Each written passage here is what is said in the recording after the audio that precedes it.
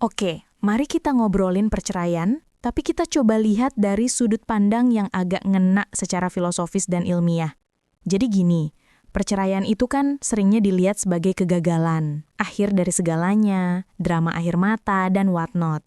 Padahal, kalau kita bedah pakai kacamata filsafat eksistensialisme, perceraian itu sebenarnya pilihan ekstrim untuk mendefinisikan ulang keberadaan diri.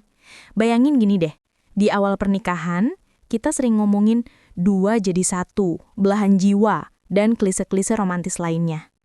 Secara ilmiah, ini bisa dijelaskan lewat teori attachment Bowlby.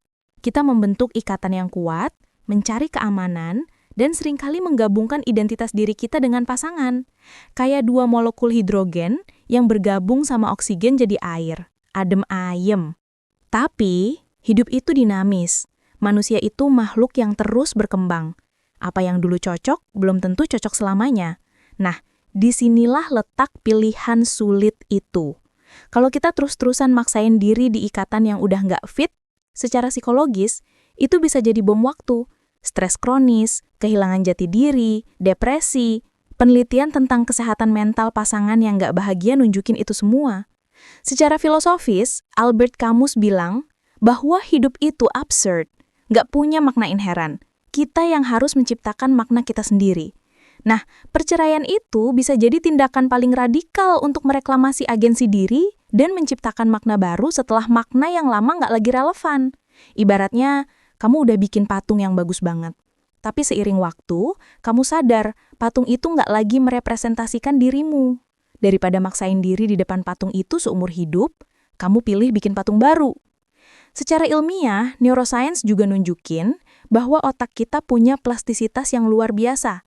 Kita bisa membentuk koneksi saraf baru, belajar hal baru, dan beradaptasi. Perceraian, meskipun sakitnya minta ampun di awal karena ada proses putus ikatan saraf dan emosional, sebenarnya membuka peluang untuk rewiring otakmu. Kamu dipaksa untuk keluar dari zona nyaman, belajar coping mekanisme baru, dan bahkan mengembangkan bagian-bagian otak yang mungkin sebelumnya tertidur. Ada penelitian menarik tentang post-traumatic growth atau PTG, di mana individu yang mengalami trauma parah, termasuk perceraian, justru melaporkan peningkatan dalam beberapa aspek hidup mereka, seperti hubungan interpersonal yang lebih dalam, apresiasi hidup yang lebih besar, dan rasa kekuatan pribadi yang lebih kuat. Jadi, seakan-akan revolusi batin itu menciptakan versi diri yang lebih tangguh dan bijaksana. Jadi kalau kita lihat dari kacamata ini, perceraian itu bukan akhir dari dunia.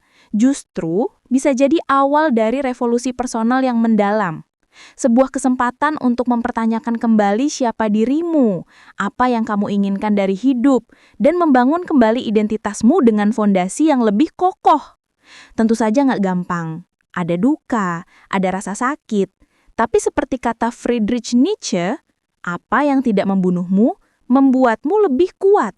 Nah, perceraian ini, dengan segala dramanya, bisa jadi semacam api ujian yang kalau berhasil kamu lewati, justru akan menempamu jadi pribadi yang lebih aware dan otentik. Intinya perceraian itu transformasi, bukan kegagalan. Sebuah keputusan berani untuk mengatakan, oke, babak ini selesai, waktunya nulis babak baru. Gimana? Agak beda kan ngelihatnya? Ini cuma salah satu perspektif aja sih.